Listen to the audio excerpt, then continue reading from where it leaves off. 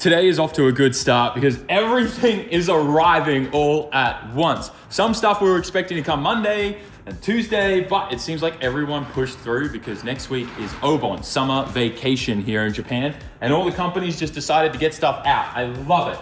All the aero just arrived for the Chaser. A new roll cage just arrived for the Bogan 32. That's another whole thing, but we have to have that finished next week and ready for EDS by next weekend. So there's a whole bunch of stuff happening there. A box from D-Max arrived with my brand new rubber OEM, but reinforced, so it's stronger than OEM transmission mount for the R154. By the way, if you need anything direct from D-Max, they make a ton of parts right now for like OEM remanufactured things like steering racks, drive shafts, all that type of stuff. If you need any of that stuff, hit us up. We distribute and deal D-Max products. So go to sammit.net and fill out the contact form. We'll be happy to get you anything you need from D-Max. But this is awesome. It's gonna replace my old kind of worn out one, sloppy one. And then most importantly, this box arrived. And this is what we've mainly been waiting on because this is holding us up, putting the roll cage in, welding in the manual trans tunnel and everything on the new Lordly spec Chaser. And what's inside here? It's the good stuff. Are we ready? Oh, it's just, no, it's under this, guys. Ready? 3, 2, 1.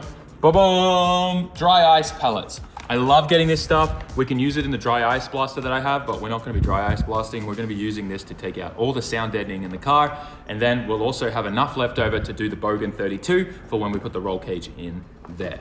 So let's start scooping this in and get this floor pan looking clean.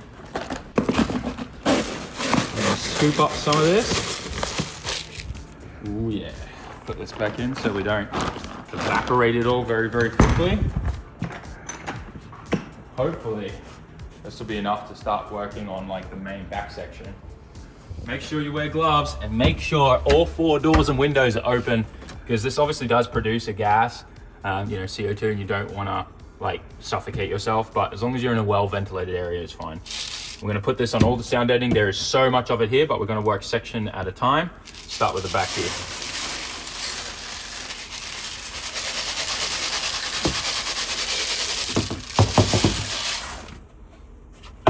Now, I prefer to use the pellets because it is so much better.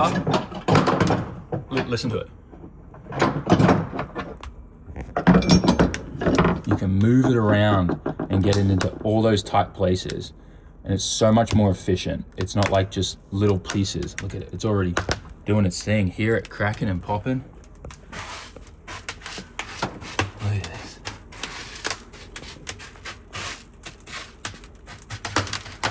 Oh, it's ready. Ah. That is fast acting. Oh yeah. Look at it. It's popping, like actually jumping and everything. Yeah. Because it's contracting it so much.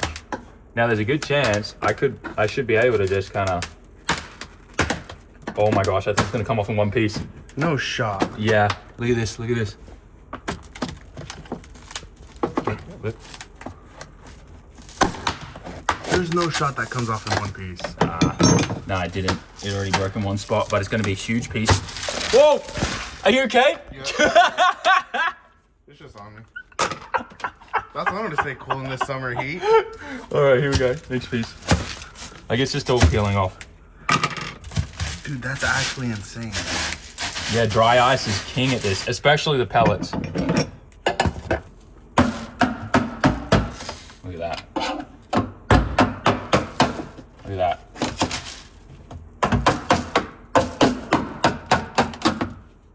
Isn't that crazy?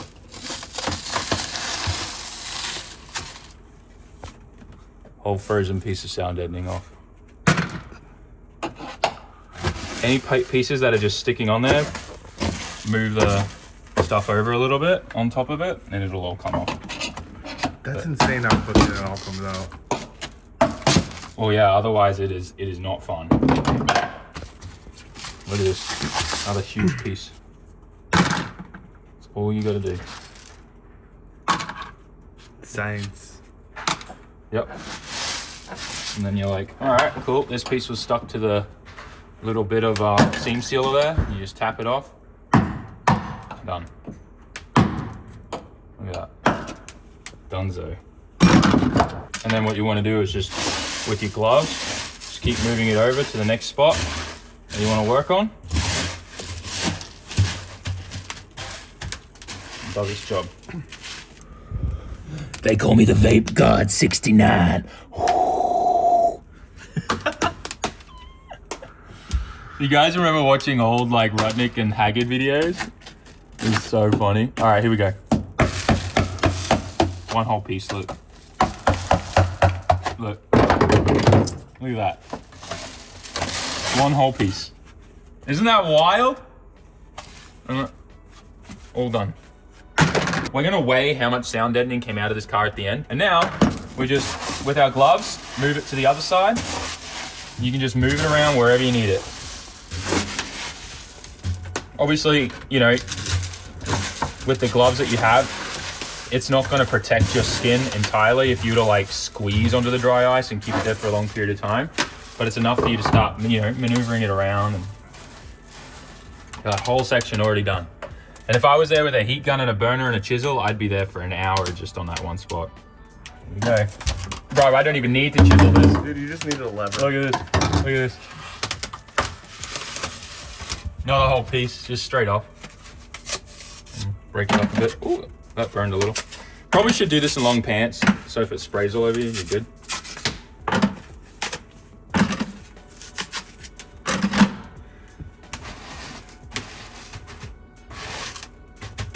You obviously want to try and move like somewhat quickly because it's been evaporating this whole time, and you want to get as much use out of it as you can.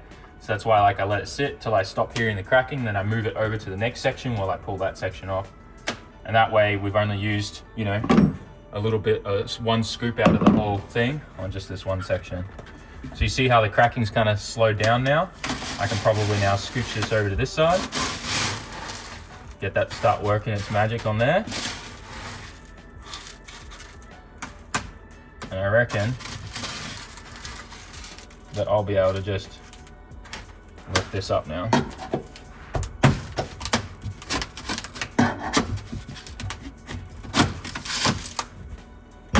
Just like that.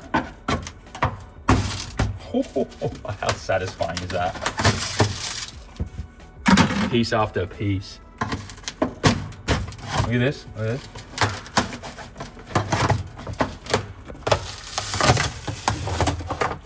Beautiful, another whole piece off.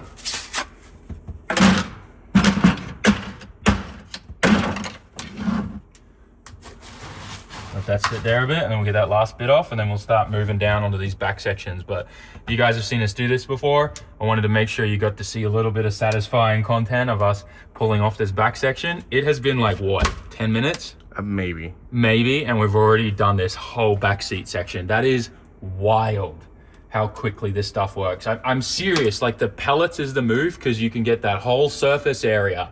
If you break up the blocks, like, yeah, you can make those sections cold and stuff, but it takes you so much time to break it up, get it all consistent, when you can just buy a thing of the pellets and spread it out and get it everywhere that you need to, and it's golden how quick it works. All right, here we go. So I want to try and transfer this down to here so that we get as much use out of this as possible.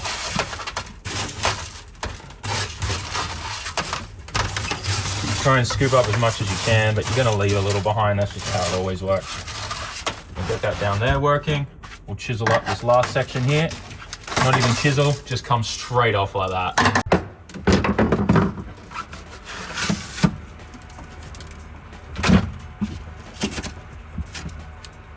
The more, like, this will all come off way easier when there's more of it. Right now, it's like fighting with itself.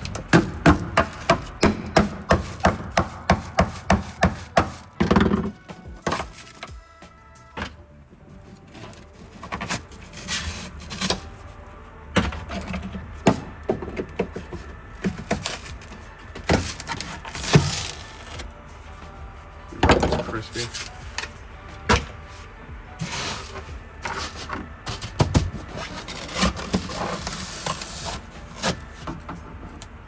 Folds over.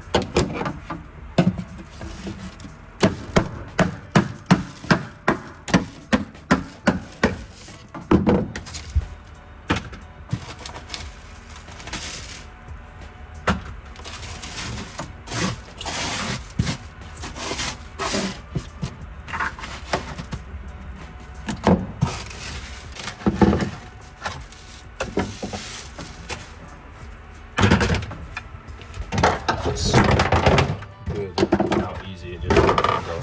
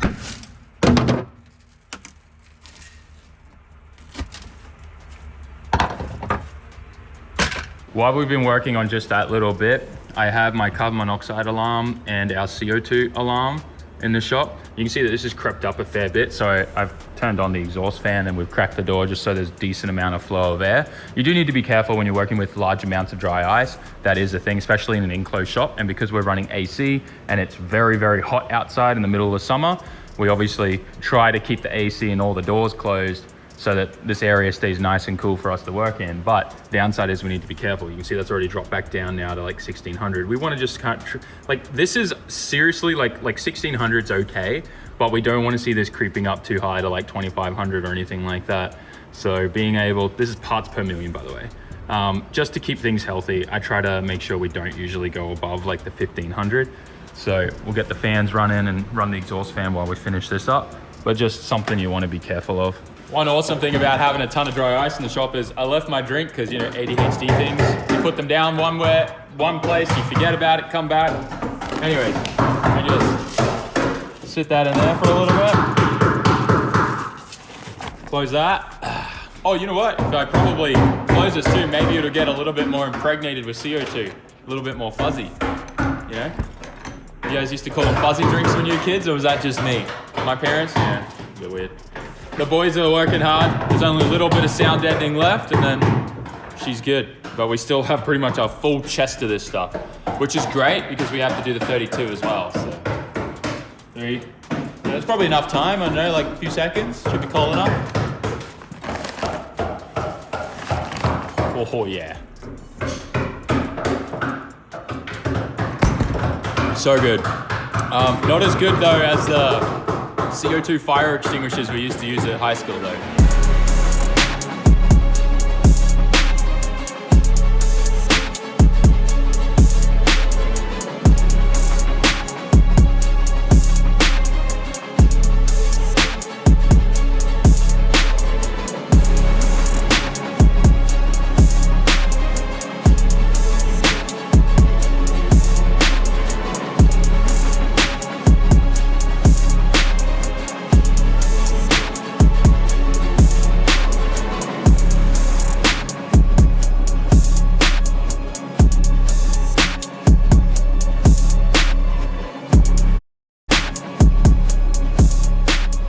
The boys have finished getting all the sound deadening out. Have a look in here. Needs a good vacuum just because of all the dirt and stuff that comes off with it. But we've now got it all in this bucket and it weighs a decent amount. So what I've gone and done is I grabbed a Bunnings bucket and I've zeroed off this. So we should be sitting pretty and just start pouring it into here.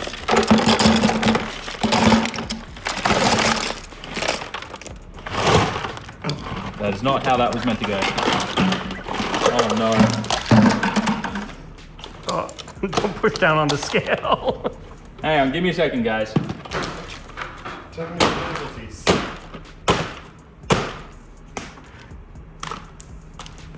All right. So we start putting all this on the top. Dude, we're already at 9.5 kg. So there's a good 10 kilos here of sound deadening just from the chaser alone. So the sound deadening's more than the cage. Yeah, the sound deadening weighs way more than the cage. That's actually worth it, especially in a chaser. And there's still a fair few chunks and pieces that we missed that are inside there that are just floating around. And check this out. I think we're gonna be over 10 kg. We are. 10.096. And there's still like pieces that we haven't picked up inside there, like little pieces and stuff. That's honestly freaking impressive. 10 kilos. That does, like that adds up for sure. The cage, oh well, that's the 32 cage. But this cage is probably, I want to say like 7. So we're probably still like, weight reduction is probably definitely a thing. But also, we've lost the stock seats. We're going to brides or brids. So that's another big weight saving. So it's gonna be pretty big. That's freaking awesome. It means we can start getting the cage bolted in today and everything. Dude, that is amazing. Well, now that we've done that, I think the next thing I wanna do is put this trans mount on. I've also gone and bolted the AC compressor on and everything cleared perfect, which is awesome to see.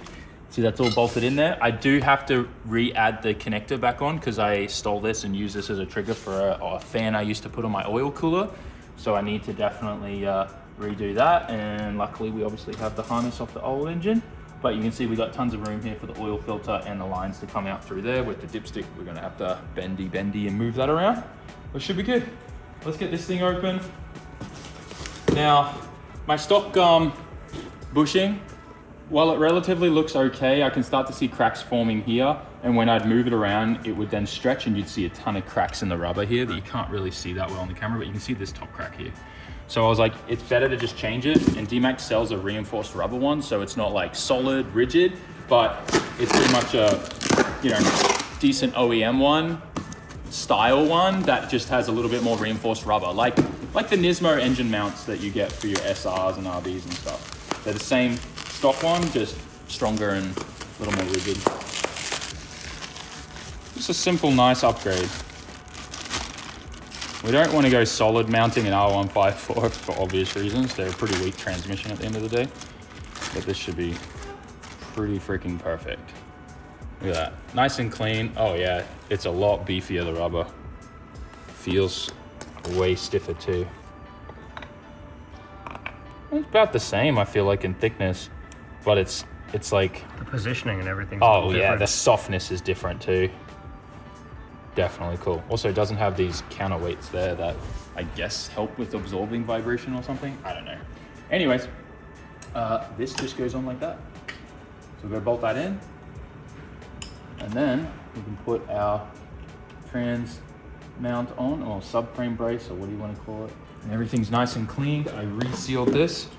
R154s have this issue, especially all the new ones that they sell, the 110 ones, where it pushes this rubber seal out. So I sealed that up, cleaned it, put some RTV on there. They all do it for some reason, only the new ones. The old ones seem to be fine. So I think it was just a manufacturing default, but if you put some RTV there, it kind of helps fill in the gap.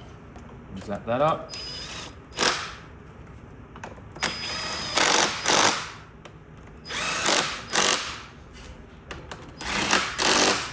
Perfect. I'm so excited that I'm getting to do like all of these maintenance items too, because it just means that we're not going to have to touch this car at all once it's done and in there. So it's perfect. And then I marked an arrow which way forward. Now, common sense would tell you, oh, just follow the sign here that says 2J manual, but actually it's the opposite direction for some reason. They don't have 1J manual written anywhere here. So you just got to follow the 1GAT or the L6MT. Maybe that means inline 6 manual that way, but then the 2J is also an inline 6. So this is confusing, but I marked it when I took it off so that we knew that's the front of the car. So that just slides on there. Get in the hole. They're always a little tight on this. There we go. And then 412 mils. And we're done, baby.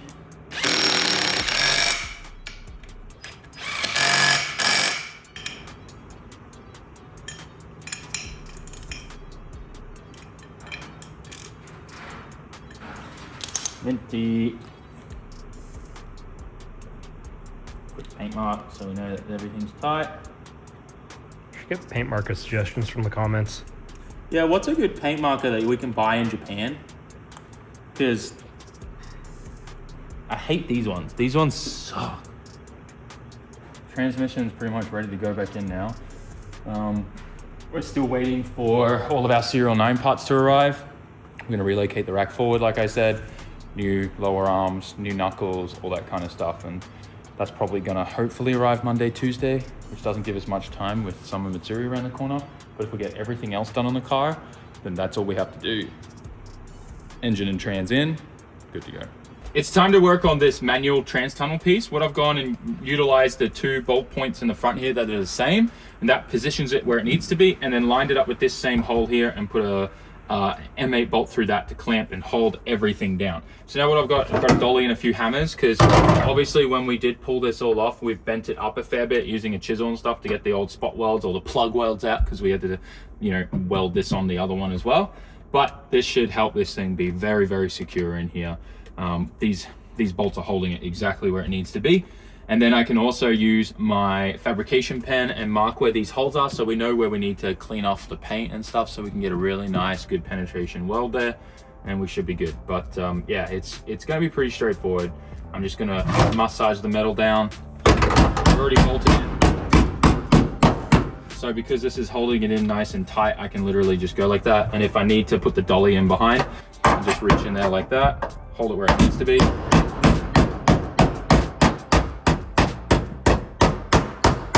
And it takes the shape perfectly as the body. And we can just keep working our way the whole way around like that. And then this will be ready for us to weld in, and I'm hoping I can get it done. I do have to leave a little early today. I have a pretty important meeting in Tokyo, but it should, I'm hoping I can have this at least tacked in today, but we'll see.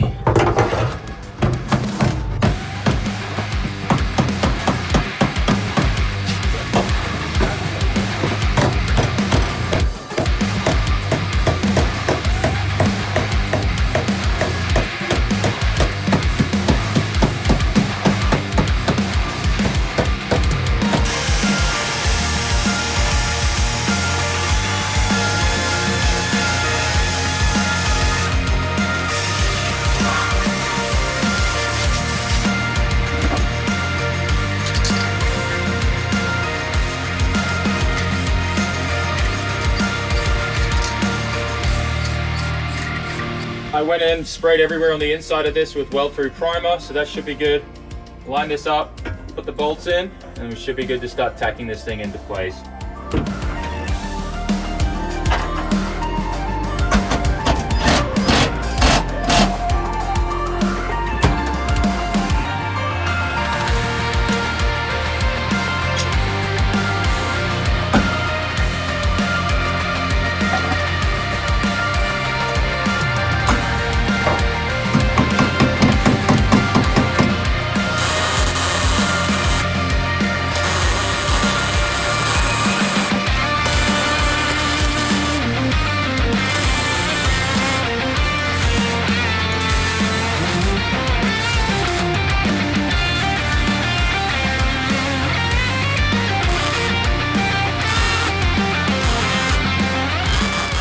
Well, good news is it's about time for me to leave, and we have plug welded this whole panel in.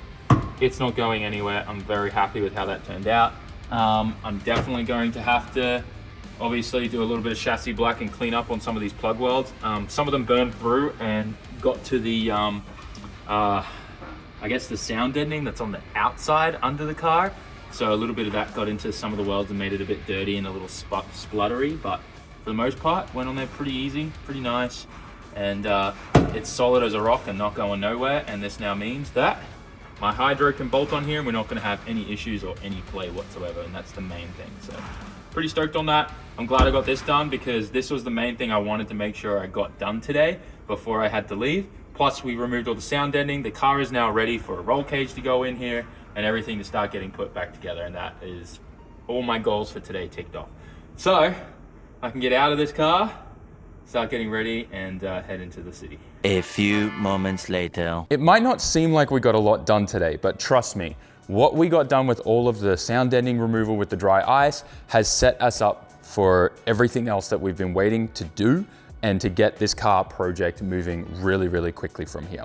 Also, welding in that trans tunnel was another thing. We couldn't weld in the trans tunnel until we could get the dry ice to remove the sound deadening around where we needed to weld the trans tunnel. And then on top of that, we needed to remove the sound deadening for the roll cage. So from here, all we got to do now is just start bolting everything in. Roll cage, the bride seats, all the interior harness stuff, and everything we need to be able to make this thing a functioning drift car from the inside.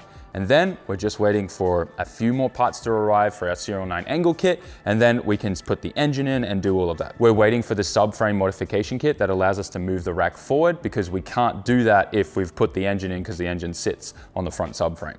So once that arrives on Monday, then pretty much everything's done. But from here on, once the interior is done, it's just driveline and then bolt on an aero kit, and it's ready to go. Thank you for watching today's video, guys. A lot got done today, even though it might not seem like it to you, but trust me, the progress is happening, and in the next few videos, this car is gonna be pretty much rolling on it and moving on its own power very, very soon. So like, comment, share, and subscribe. And if you made it all the way to the end of this video, I just wanna say a massive thank you to you, because you guys staying and watching till the end means so much more to me than a random view or a like on the video or a comment, to be completely honest. Your safe word to let me know down in the comment section that you were here is Apple, and extra points if you know the Japanese word for apple. And with that, I'll see you all in the next one. Peace. Jamata.